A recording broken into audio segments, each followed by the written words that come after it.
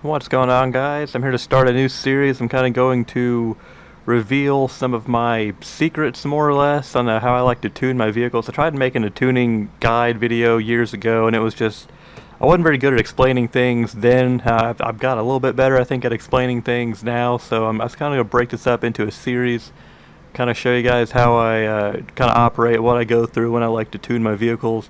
Um, this is kind of going to be a gap filler for the lack of trial videos this last few weeks, because they've all been duplicate trials, and I just don't really like uploading videos like with the same tune and stuff that I've already uploaded before. So hopefully you guys can learn something from this. I think they'll be a little bit more valuable than the trial videos themselves. But the first thing we're going to talk about today is how I like to tune my transmissions, and I will go through kind of how I like to tune them for off-road, road, and dirt over here on Forza Horizon 4. And like the first thing I'm going to recommend to you is almost all the time go with the transmission that shifts the fastest. I'll show you what I mean here. I'm on my 1992 Ford Escort RS Cosworth, and I also want to put a disclaimer here. This is me having all my cars converted to all-wheel drive. I'm not really a big fan of rear-wheel drive. You can put Fake Gamer down in the comments. I will not care at all, or Fake Racer, whichever one. Not going to hurt my feelings at all, but this is all this that I'm going to be explaining is assuming that your car is converted to all-wheel drive. But for transmissions, like I said, you want to have the transmission that shifts the fastest, at least in my opinion. It's going to be the most beneficial. If you go here on like the stock transmission, the street, and the sport transmission, look at the shift time down at the bottom. You're going to be losing over 1/10 of a second every single time you shift a gear, whether that's upshifting or downshifting. So sure, you're going to be losing anywhere from 3 to 6 tuning points getting to the race transmission, but in doing that, you're going to be saving so much time shifting gears. Think of how many times you're going to be shifting gears through a race. You're going to be gaining a lot of time there. So I definitely recommend going with the fastest shifting transmission first and foremost. You're definitely going to save time there, and it's going to make your lap times better, and it's just going to make everything feel quicker. The same thing goes for clutches. Most of the time I like to have the clutches as well be the quickest engaging clutch that I can find, generally the race clutch. There's going to be some where the clutch doesn't make any difference at all. Like you'll look at between like a stock and a race clutch, it won't make any difference at all. In that case, if it says like 0.00 seconds shift time increase or decrease, it's not going to be that big of a deal. But generally, I like to have these also have the fastest engaging option as well for the clutch. The only time I wouldn't, for me, is like for cross-country racing. You can get by having a slower engaging clutch. Because you got to think cross-country, you're going to be doing a lot of, it's going to be a lot of high speed, a lot of full throttle. You're going to be out. You're not going to be shifting gears a whole lot. You're going to be at a more consistent speed, at least in a game like this, in Horizon 4. Horizon 5, too, to a certain degree. But for something like that, you can definitely get by having a lower engaging clutch, and you can use those points that you're going to be saving here. In this case, it'd be 3 points. You could use those points towards something else. But definitely, I recommend having the transmission offers the quickest shift time, and the clutch that allows the quickest shift time. If you have to sacrifice one of them, I would definitely prioritize having the transmission be your focus there on optimizing that for just the sake of saving time when you're shifting throughout a race. Alright, so now we're on Forza Horizon 5 for this next part, which deals with how many gears your transmission is going to have. So generally for me, I like to have, I think fewer gears the better. And in Forza Horizon 5, for example, I'm almost always going to use a stock transmission. The only time I'm not really is going to be if the shift time is lower than like, say, a race transmission. But for this car I'm looking at, 2016 Ford GT Le Mans, I used a stock transmission on it. And the fewer gears the better, I think, is you're spending less time shifting and upshifting and downshifting, so you're going to be saving time there. And if you add more gears to it, you add to 7, 8, 9, 10, the more gears you add, the heavier the transmission is going to be as well. So they're also going to be adding weight, which is not really necessary. You do usually get to the higher end, you do end up like getting a tuning point back that you could spend on something else. But for me, it's not worth it. I usually like to stick with 6-speed transmissions all the time if I can. And I definitely recommend, for what I like, I prefer the stock transmission. Again, assuming everything's converted to all-wheel drive, stock transmission for me is the way to go. unless the shift time is going to be slower than a race transmission. In that case, just use a regular race transmission, or the 6-speed race transmission was also sometimes an option. I would also steer clear of the drift transmission as well. 4 gears is just not enough at all. That's only going to be beneficial if you are building a drift car, or if you're building like a car that is like super low power, like C-Class or something like that. You might be able to use a 4-speed transmission for something for that case. Also worth mentioning, if you're the type of player that actually wants to manually tune each gear specifically, then a stock transmission obviously is not going to work. Most of the time you're only allowed to tune the final drive ratio for the transmission. So if you are the one that wants to actually manually change the size of each gear, I would recommend just using a regular race transmission or a race 6-speed transmission. But for me, I usually don't like to manually change the gears. There are very few instances where I will, and I will go into that later on in the video. But for me personally, I just prefer the stock transmission, provided it doesn't have a negative impact on shift speed. But if you do want to manually change each gear, I recommend sticking with a 6-speed. I go into how I actually like to tune my transmissions. I'm going to first cover what I like to do for dirt and for road racing cars. So I'm on the 2005 Ford GT here. This is the stock transmission. So usually what I like to do is find a race on the game. It's a regular exhibition race, or find a couple of them where you think you're going to have the highest speed practically in a race itself. So there are a couple, I know a couple street races and a couple regular road races that are on like the freeway. Like go to something like that, practice on that track, and kind of see when you're at the highest speed part of the track, see where roughly where your top speed is. Like for this car, it's usually around like the 215, 216 mile an hour range, the way I have it upgraded. So what I like to do is kind of go for that area and control the final drive gear here, this part, and it's going to kind of more or less control the size of all the gears put together. It's not each individual. It's pretty much going to control all the gears together. So what I like to do, since I know this is roughly a 250 mile an hour car, I like to give it just a little bit more than that. Right now I have it set to where the top speed I'm going to reach without redlining is 219.5. So just in case, just a little bit more than what you think a top speed would actually practically be in a race. That's the way I like to tune my cars. It works for me on both dirt and road. For the most part, there are a couple exceptions. Again, I'll cover the exceptions and weird scenarios here later on. But generally, it's what I like to do is kind of find like the highest speed dirt race or road race, whichever kind of vehicle you're working on, and see what the top speed is for that vehicle based on what you have on it, parts wise and so forth. See where that top speed is, and then just add a little bit more to it on the final drive ratio, give it a little bit more room to breathe, a little bit more room to play with before it actually redlines. That's the way I like to tune my cars. Probably not the most efficient way, but that's always the way I've done it. And this is also an easy way for a player who doesn't want to actually go through and change each individual gear. Actually, in this one, the stock transmission, you are allowed to change all the gears. I know in some of the games you're not allowed to, like Forza Horizon 4, if you have a stock transmission or like a sport transmission, you can only adjust the final drive, which would be perfect for me since I don't really like to manually change all the gears. Again, you can go through and change all the gears individually to kind of suit your style, but I think this is just an easy, simple way for you to get the most out of your car, and it doesn't take a rocket scientist to do it. It's pretty self-explanatory, pretty easy. See, this is the Ford GT, like I said. It's like a 215 mile an hour car, and I adjust the final drive to give it just a little bit more headroom there.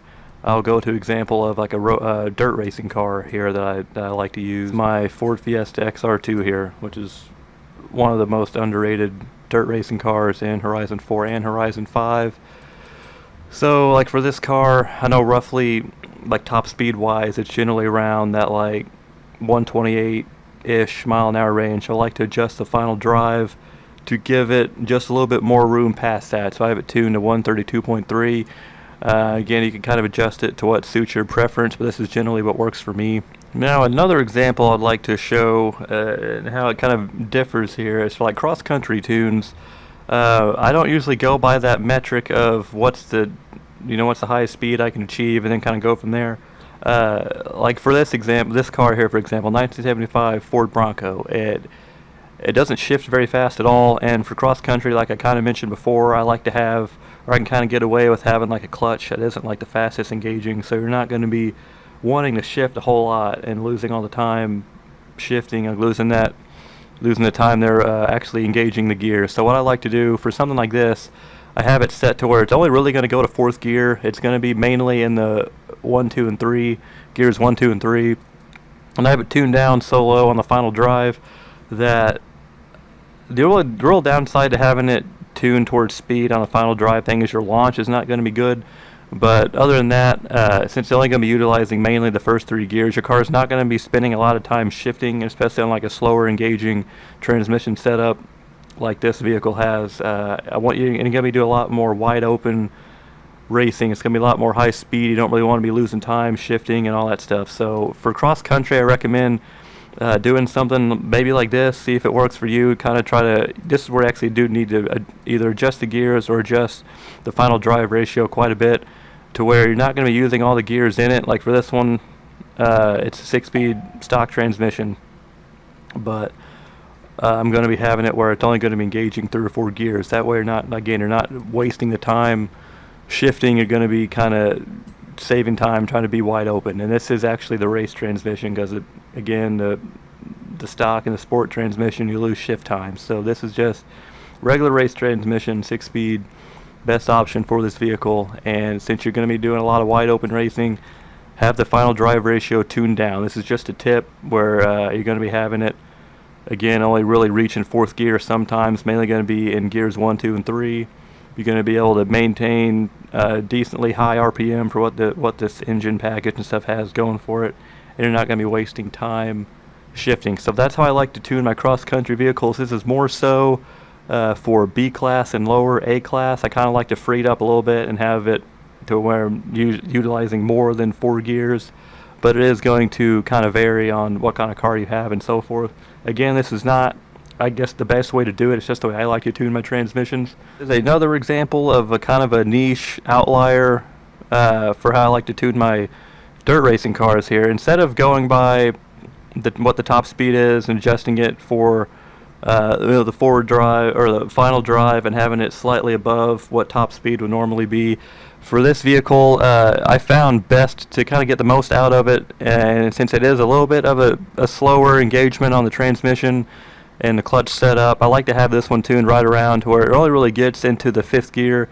And again, all this can be adjusted just by adjusting the final drive. I'll also go over to Forza Horizon 4 and show you a very rare example of when I actually do tune each gear individually to maximize efficiency. I'll jump over there real quick and show you that. Okay, so we're back on Forza Horizon 4 for my last example of kind of an outlier, weird transmission setup that I've kind of had to deal with myself here. I'm on the 2017 Ford F-150 Raptor. By default, this car has a 10-speed transmission, and it's not efficient at all for cross-country racing, since you're going to do a lot of high-speed racing. It'll be a lot of full throttle, wide open, and whatever. So what I did is kind of tune it to where it's only going to be utilizing 6 gears. And I adjusted each gear individually pretty much. You'll see like 7, 8, 9, and 10 are pretty much as small or all the way to the speed side as you could possibly be.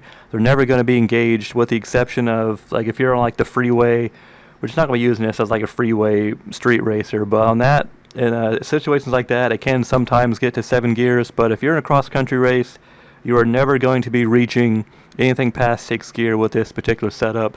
So you'll have to actually, if you're doing something like this, you'll have to kind of be creative.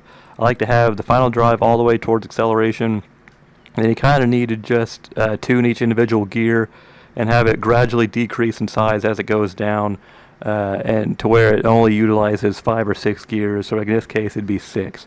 So that is another weird example where if you have a car like this where the race transmission and the stock transmission are both 10 speeds and you don't want to use 10 gears, you kind of have to play with it a little bit to get to where it only does utilize 6. That is another kind of weird example of just an outlier situation to where I would adjust the transmission differently than normal. So to wrap up here, I just kind of have I put together like a little slide kind of going over everything we've talked about today, just kind of summarize it a little bit quicker for people that didn't want to listen to me ramble for the last 20 minutes or whatever.